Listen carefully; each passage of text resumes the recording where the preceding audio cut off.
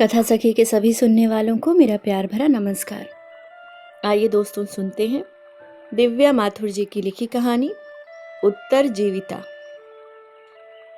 घर से निकलने के लिए दरवाजा खोला ही था कि बदन में झुरझुरी आ गई। पांव जहां के तहां रुक गए। गले में अपनी उबकाई को रोक मैंने अपना चेहरा सयास फेर लिया। हे भगवान, इसकी आत्मा को शांति देना। आंगन के बीचों बीच एक मरी हुई चूहिया पड़ी थी। अब क्या करूं? बेटा भी कॉलेज जा चुका था। उससे थोड़ी झिकझिक करती तो शायद वह इसे कूड़ेदान में फेंकने को राजी हो जाता। चाहा कि बाग में एक गड्ढा खोदकर उसे आदर से दफना दूं, किंतु दफ्तर जाने की जल्दी थी। मुझे वैसे ही देर हो गई थी। तिस पर सुबह सुबह ये मुसीबत। न जाने आज का दिन कैसे गुजरेगा। कहीं ये किसी अशुभ घड़ी का कोई संकेत तो नहीं। मेरा दिल बैठ गया। चूहिया की आत्मा की शांति के लिए प्रार्थना करते समय मैं सजग और प्रसन्नचित्त थी कि मैं कितनी महान हूं कि एक अदना चूहिया के लिए भी प्रार्थना कर रही थी। शायद भगवान जी इसके बदले मुझे अच्छा सा वरदान दें। मैंने सोचा कि इस समय तो मुझे इसे ओलांग के दफ्तर चला जाना चाहिए। हो सकता है शाम को जब मैं लौटूं तो नीचे रहने वाली अफ्रीकी औरत उसे ठिकाने लगा चुकी हो। फिर लगा कि कहीं ये उसी का ही किया धरा ना हो। उसकी बिल्ली यदा कदा चूहे मारकर इधर उधर छोड़ देती है। हमारे घर पर आए इक्का दुक्का मेहमान भी उसके गले नहीं उतरते कि शोर होता है। इनका एक रस संगीत जो हमारे कान फोड़ता है, उसका कुछ नहीं। वह तो संगीत है। 87 नंबर वाली गोरी पड़ोसन कह रही थी कि जब से यह काली हमारे मोहल्ले में आई है, चूहों का उधम बढ़ गया है। काले लोग बड़ा मांस खाते हैं, जो चूहों को बहुत पसंद है। खुद न तो एक बिल्ली पाल ली है। तुम जाओ जहन्नुम में। बेटा कहता है कि हमारा इंडियन खाना शायद चूहों को पसंद भी बहुत है, और मैं क्योंकि सतर्क नहीं हूं इसलिए वे पाइप से चढ़कर हमारे यहाँ आ जाते हैं। भारतीय मूल के पति और बच्चे खट से माया बीवी को दोषी ठहरा देने के अलावा अंगुली नहीं हिलाने को तैयार। खैर, अब मैं क्या करूं? यदि काली ने जानबूझकर फेंका है तो वह तो इसे ठिकाने लगाने से रही। चेहरा बाएं किए खड़े रहने से तो यह मरी चुहिया अदृश्य होने से रही। जब मैं उसे देख भी नहीं पा रही तो उठा के फेंकूं कैसे? एकाएक विचार आया कि यदि मेरे मृत शरीर को देखकर लोगों को यदि ऐसे ही उबकाई आने लगी तो मैं पड़ी सड़ती रहूंगी जब तक कि मैं खाद न बन जाऊं। शायद जब सिर पर आन पड़े तो हिम्मत आ जाती है, पर अब जबकि ये मुसीबत मेरे सिर पर आन पड़ी है तो मुझ में इतनी भी हिम्मत नहीं कि मरी हुई चूहिया पर एक नज़र ही डाल पाऊं। मेरी कोई भी परिकल्पना मुझे उत्साहित न कर पाई कि मैं उसे एक तरफ सरका ही पाती। बिना अपना चेहरा घुमाए राम का नाम लेती हुई सब प्रयास में किसी तरह घर के बाहर आ गई और भागी अपनी कार की ओर। उसी ने मुझे इतना डरपोक बनाया है तो उसकी गलती की सजा मैं क्यों भुगतूं? चूहों से मुझे बचपन से ही दहशत रही है। एक बार जब मैं केवल 7 वर्ष की ही थी, न जाने कैसे और क्यों, एक मोटे चूहे ने मेरा होठ काट लिया था। दिल्ली का वह एक पुराना घर था जिस पर समय की मार के निशान साफ नजर आते थे, जिन्हें दादाजी हर दिवाली पर जैसे तैसे जुगाड़ कर सफेदी से ढकने का असफल प्रयास करते रहते थे। न जाने क्यों चूहे उस ढहती इमारत के पीछे लगे थे, जबकि वहां तो खाने पीने के भी लाले पड़ने लगे थे। घर में जब उसे कुछ खाने को न मिला तो शायद भूख के मारे ही उस चूहे ने मेरा होठ काट खाया था। मंझले चाचा चूहेदानियों में चूहे पकड़ पकड़ के नाले में डाल के आते तो मैं सोचती कि वह नाला तो बहुत गंदा था, उसमें डूब के चूहे अवश्य मर जाते होंगे। छोटे चाचा लंबे डंडे के सिरे पर चाकू या एक नुकीला औजार बांधकर वह चूहों का शिकार करते थे। मैं बहुत डरती थी कि कहीं वह मेरे पीछे न पड़ जाए, जैसे कि वह खून से लथपथ तड़पता चूहा लेकर अपनी भाभियों को सताते थे। दादी को बड़ी फिक्र रहती थी कि कहीं चाचा को इसका फल न भुगतना पड़े। उनसे संबंधित छोटी मोटी दुर्घटना को भी वह चूहे की हत्या से जोड़ लेती थी। दादाजी को लकवा मार गया था और वह एक भिखारी को दोष दे रही थी, जिसे दादाजी ने एक थप्पड़ जड़ दिया था, क्योंकि काम करके पैसा कमाने की जगह खीसे निपोरता वह हर रोज भीख मांगने आ खड़ा होता। चाचा के विचार में यह योग्यतम की उत्तरजीविता का प्रश्न था। यदि इन मोटे मोटे चूहों को न मारें तो वे हम पर आक्रमण करने लगेंगे। बच्चों का स्वास्थ्य और उनकी सुरक्षा खतरे में पड़ जाते। दादी और उनके सरीखे लोग निरुत्तर हो जाते। चाचा जैसे बहादुर लोग न होते तो शायद डर के मारे हम पलंगों पर चढ़कर ही जीवित रह पाते। मैं सोचती कि सांप, कीड़े मकोड़े और छिपकलियों जैसे जीव भगवान ने बनाए ही क्यों। दादी कहती कि ये उनके बुरे कर्मों का फल होगा। चाचा प्रत्युत्तर में कहते कि फिर तो उन्होंने चूहे को मारकर पुण्य का काम किया, क्योंकि अब उसने जिस भी योनि में जन्म लिया हो चूहे से तो बेहतर ही होगा। न जाने भगवान जी जब बोर हो जाते हों तो मनुष्य और इन जीवों के बीच की इस कश्मकश से दिल बहलाते हों। मुझे तो लगता है कि वह मेरी बेटी की तरह अवश्य हाइपर होंगे, तभी तो लाखों योनियों की संरचना कर पाए। कैसा जीवट, कैसी कल्पना शक्ति। हे राम, मुझे ऐसा कोई कर्म न करने देना कि मुझे चूहा या छिपकली बनना पड़े। क्या पता मैं पिछले जन्म में कोई ऐसा अपराध कर चुकी हूँ, किंतु यदि ऐसा होता तो मैं मनुष्य योनि क्यों कर पाती। सुना है कि लाखों योनियों के बाद ये काया मिलती है, तो मैंने अवश्य अच्छे कर्म किए होंगे। फिर चूहे ने मुझे क्यों काटा? शायद इन निकृष्ट प्राणियों के जरिए भगवान जी मुझे सावधान करते रहते हैं कि मैंने यदि कोई बुरा काम किया तो मेरा हश्र क्या हो सकता है। फिर डर की वजह से अपने को रोके रखने का क्या औचित्य। डर के बिना आदर्श होना असंभव है। जरा सा मौका पाते ही इंसान शैतानियत पर उतर आता है। अभियान से इतना डर उठता है कि अपनी नाक के आगे उसे कुछ नहीं दिखता। ये क्या मैं पुराण खोल बैठी। अंदर से झाड़ू लाकर इसे एक तरफ तो कर दूं। शाम को दफ्तर से आने के बाद भी या किसी ने इसे ठिकाने नहीं लगाया तो बेटे पर जोर डालना पड़ेगा। वह भी बहुत डरपोक है। उसका बस चले तो वह कॉलेज से छुट्टी ही ले ले और बाहर ही ना निकले।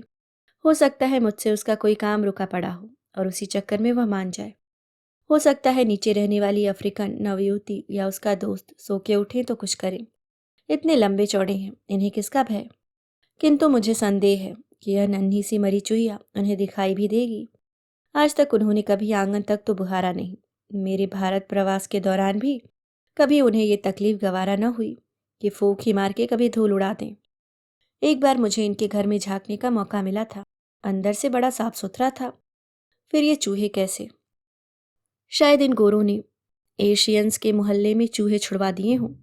इन लोगों से कोई भी उम्मीद की जा सकती है, या काउंसिल वालों की भी चाल हो सकती है, ताकि जब हम उन्हें चूहे मारने वाली दवाई डलवाने के लिए बुलवाएं तो उन्हें पैसों के अलावा उनकी खातिरदारी भी करें। वैसे हमारे लोग भी कमाल हैं। एक गोरे नाली साफ करने वाले की भी वे ऐसी खातिर करेंगे कि वह हैरान होकर सोचे कि कहीं सपना तो नहीं देख रहा था, कि वह कहीं कोई वीआईपी तो नहीं।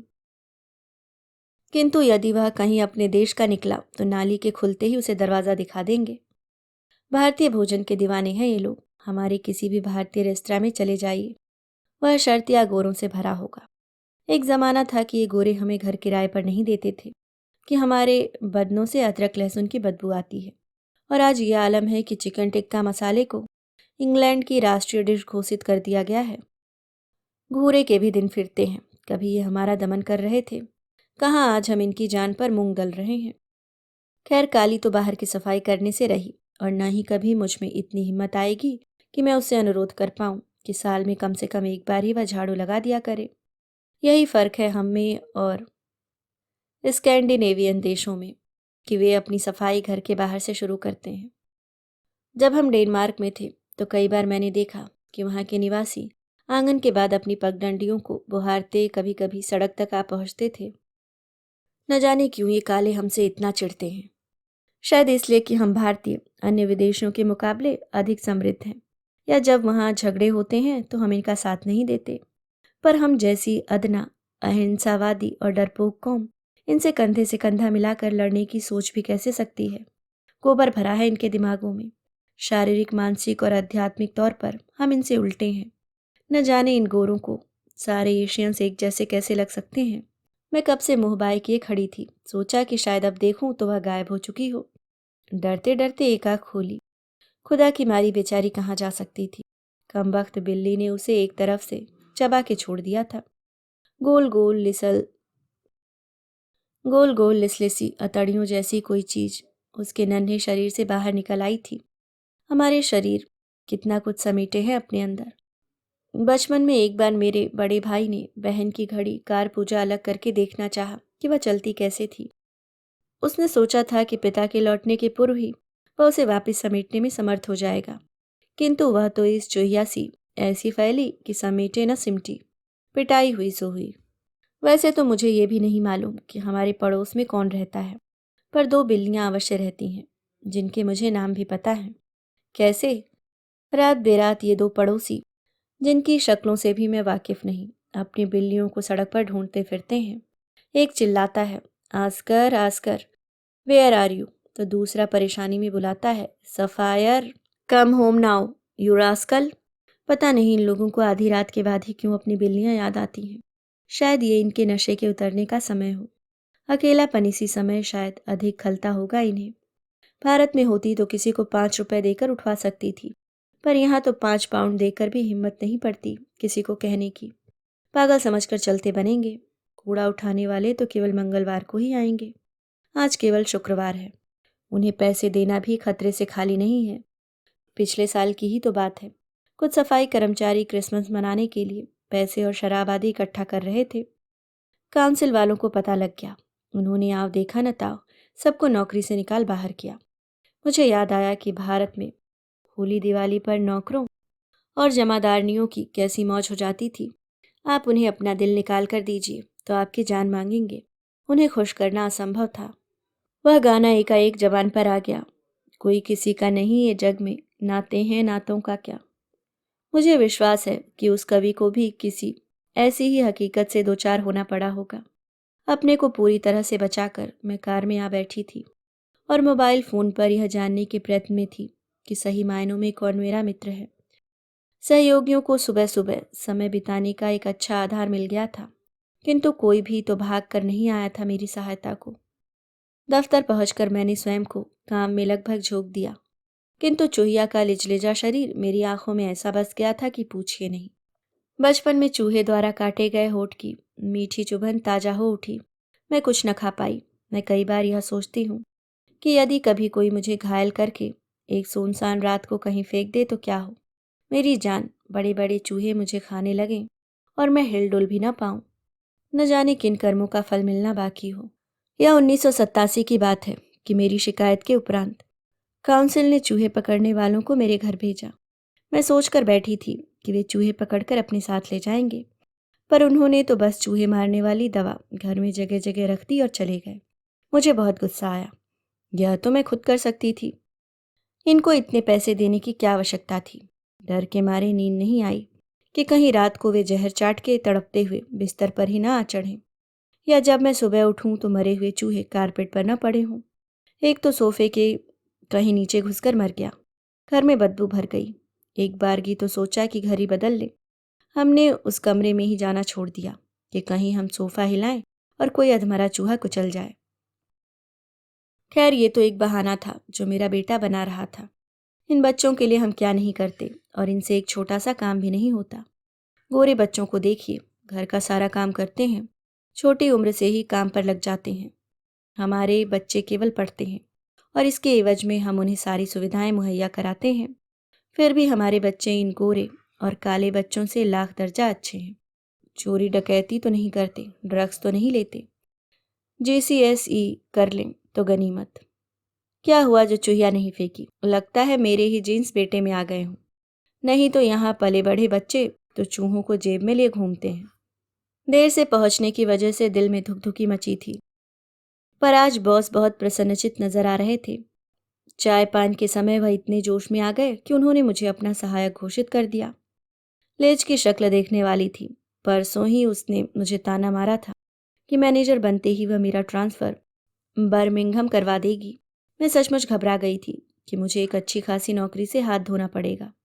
कल की छोकरी अपने को न जाने क्या समझती है। पीटर ने एक ही झटके में उसे उसकी जगह दिखा दी। माँ को फ़ोन किया तो एक खुशखबरी और मिली कि भतीजा पैदा हुआ है। 10 वर्षों में पहली बार बड़ी मुश्किल से भाभी माँ बन गई हैं। ड्रिंक्स के लिए सारे सहकर्मियों को पब ले जाना पड़ा। बड़ा मज़ा आया। सब बड़े प्रसन्न थे कि लिज की बनी खत बॉस ने मुझे चुना था। रात को जब घर पहुंची तो मरी हुई चूहिया को बिल्कुल भूल चुकी थी मैं। पाँव आंगन में रखा ही था कि याद आया। टेढ़ी आग से देखा, चूहिया वहां नहीं थी। धीरे धीरे नजर सारा आंगन बुहार आई, पर नहीं, कहीं नहीं दिखी। अंदर पहुंची तो बेटे ने बताया कि उसे डस्टबिन में उठा के उसे बिन में फेंक दिया था। मैं इतनी खुश हुई कि उसे और अपनी बेटी को बेकर स्ट्रीट स्थित रॉयल्स चाइनीज रेस्तरां ले गई। क्या यही अच्छा दिन साबित हुआ? अब जब भी घर से बाहर आती हूँ, दिमाग में यह बात अवश्य आती है कि कहीं मरी हुई चूहिया दिखे तो दिन अच्छा गुजरे। मैं भी कितनी बुद्धू हूँ। लॉटरी कोई रोज रोज थोड़े ही निकलती है। अभी आप सुन रहे थे दिव्या माथुर जी की लिखी कहानी उत्तर जीविता।